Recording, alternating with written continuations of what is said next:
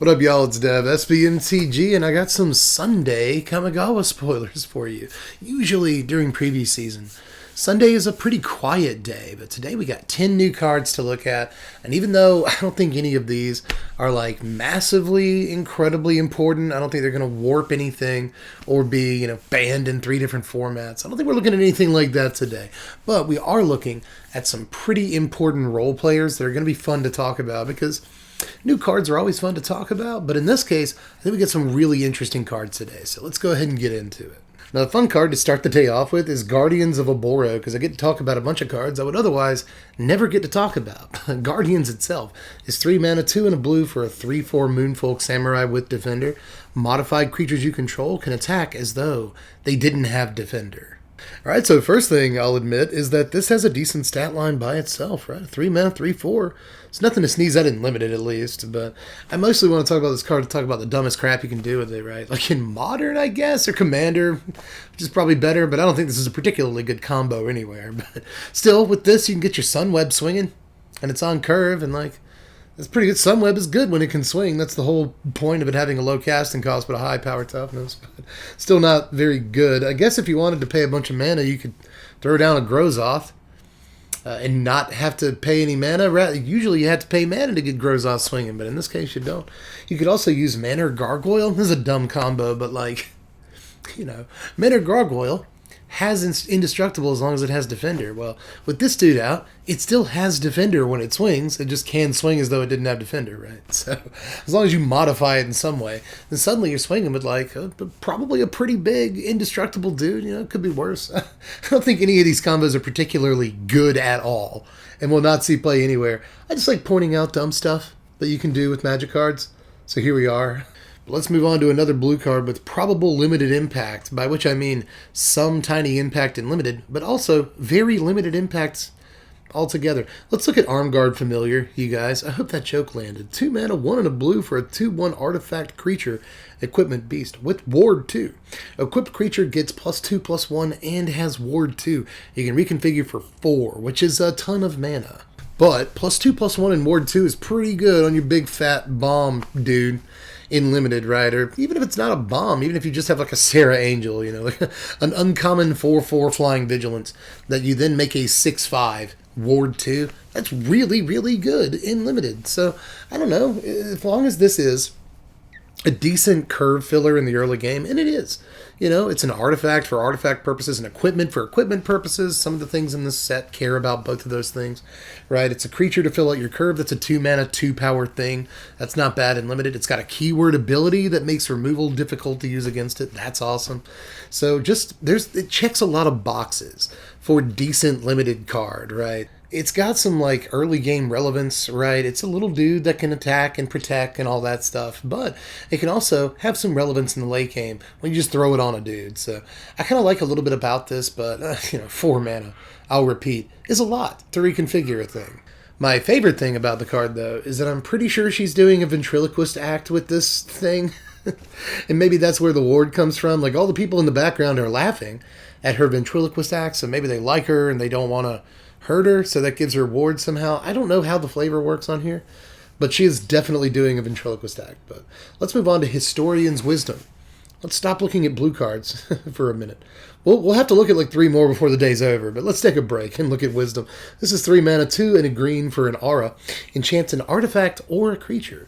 When Wisdom enters the battlefield, if enchanted permanent is a creature with the greatest power among creatures on the battlefield, draw a card. As long as enchanted permanent is a creature, it gets +2/+1. Now, I'm fairly certain that if you don't get the draw a card mode on this, it's not good. It's just abysmal. But if you do get the draw a card mode, it's an aura that replaces itself. I'll take that. That's not bad at all. But there are plenty of situations where the card is kind of bad, but there's some interesting wrinkles with the card too, right? I like that this is enchant artifact or creature, so you can throw this on a vehicle if you want to, and then once it becomes a creature, it's, gets +2/+1. You can crew it before you put this on it. So then if you're a Seeker's Chariot, it has 6 power, it's the biggest dude on the battlefield, you draw a card, then you swing with the Chariot. I don't know. It's kind of cool that you can put it on vehicles, but it's also cool that you can put this On all of these like equipment creatures in the set, right? Like you can put this on that blue familiar that we just looked at, make it a 4-power creature, possibly draw a card, and it's got ward 2. That's not too bad, but later on in the game, you can equip that familiar to a different creature. Now, just to be clear, the creature that you equip the familiar with will not get this +2/+1. It'll get the +2/+1 from the familiar, just to be clear, right? But it won't get the +2/+1 from this. But in case your opponent kills it later on, or the creature that, it's equipped to, or if they maybe hit a sweeper spell of some kind, then suddenly the familiar comes back in as a creature and it has this on it. It never lost this because this equips an artifact or enchants an artifact or a creature. So once those stop being creatures, these still stay on them. So it's the sort of longest way, the least succinct way I could have explained all of this, but it is going to matter in draft, where this card might be somewhat playable as like the 22nd or 23rd card in a deck, but, I don't think the card is super playable almost anywhere, but I do think it has a lot of cool layers to it. Now, I will actually retract that previous statement. It could be playable in limited decks that specifically care about modifying creatures, because this is a way to modify creatures. So auras are maybe slightly higher stock than usual in draft this time around, but, I'm still a little wary of auras. So let's check out Awakened Awareness, another blue card, but still I don't think the best blue card of the day. I will say, though, once we get to the best blue card of the day, I'm not going to like it as much as a lot of other creators have liked it. Anyway, let's look at Awareness now. AA has really cool art, and it's 2 blue and X. For an aura, enchants an artifact or a creature. When it ETBs, put X +1/+1 counters on enchanted permanent. As long as enchanted permanent is a creature, it has base power and toughness 1/1. So again, I think we're seeing a lot of really kind of important limited cards today, y'all, because this does so many things. Just like the last card, it's an aura, and auras have a little bit more stock in this set, right? Like, just like the last card, this affects an artifact or a creature. So if you put it on a vehicle or an enchant or an equipment creature, then there's special rules that apply to those, right? So that's kind of neat. I like that you can use this as sort of a pseudo blue removal spell by only playing it for 2 blue mana, right? And just make one of your opponent's creatures a 1/1. You can put it on one of your opponent's vehicles and make that thing swing as a 1/1, right? So it's interesting, like a Seeker's Chariot neutralizer. Although I don't think we'll ever see this in the standard. Again, I think this is a limited playable card, but modifies your creatures, makes them much bigger at a cost. If you want to give a creature +2/+2, that's 4 mana. That's kind of a lot of mana. Again, when you care about modifying things, and when you have, 4/4 flyers in your deck, that you want to make 6/6 flyers to invalidate your opponent's flyers, suddenly this has a higher stock. But there's other times you just want to get rid of that annoying thing your opponent has, and this is the first step to doing that. So at least neutralize it on attacks. So again, I like the versatility here. This card does a whole lot of things, especially in the limited environment where you care about modification. But I think we should look at Sunblade Samurai next. This is 5 mana, 4 and a white for a 4/4 enchantment creature, human samurai, with vigilance. It also has channel 2, just 2 mana of any color. Discard Sunblade Samurai. Search your library for a basic plains, reveal it, put it into your hand, then shuffle. You gain 2 life. So this is like a creature and also in environmental sciences that specifically goes and gets planes, and still gains you the 2 life. I don't know, I kind of really like this. I've heard people say they like this in Limited today as kind of a smoother, and yeah, I can get behind that. I think this is a great creature in Limited, where sometimes it's a 4/4 Vigilance, and that's pretty good. Vigilance is especially good on these higher power toughness creatures, right? Vigilance is not a silly ability, especially in Limited. But sometimes, if you need the extra lands, to keep you from getting mana screwed or something in the early game, you can just go get your planes, gain 2 life, kind of get a life buff against the opposing aggro deck or something.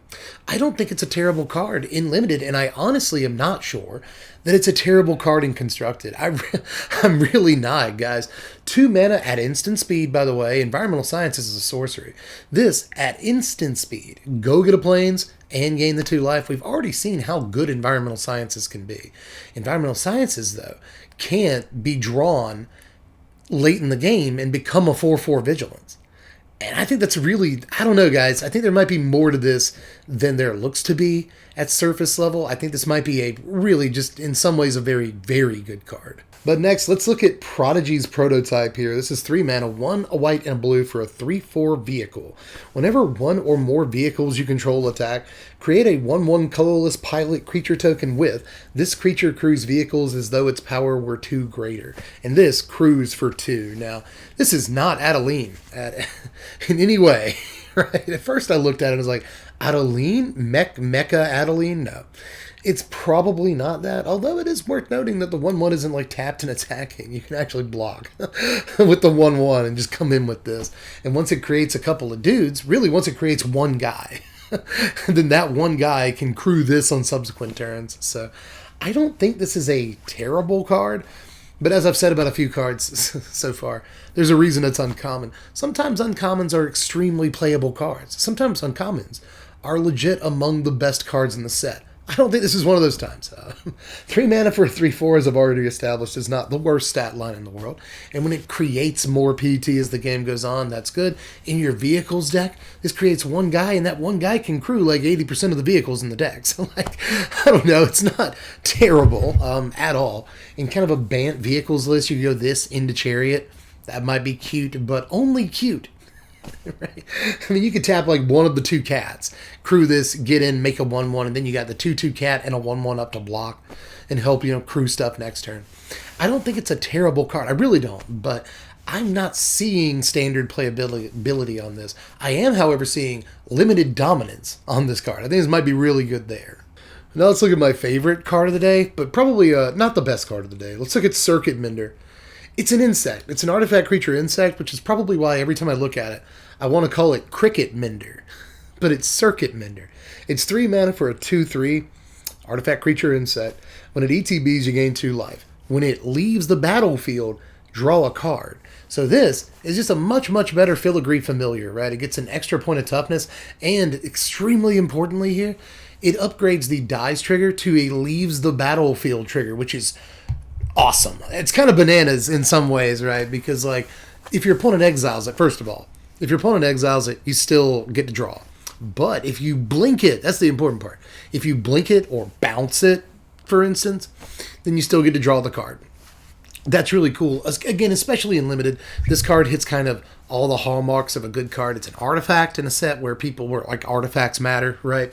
Artifact creature in a set where that matters. It's good with ninjutsu, right? Because you swing in with this. If it goes unblocked, you can ninjutsu something into play and draw a card because this left the battlefield.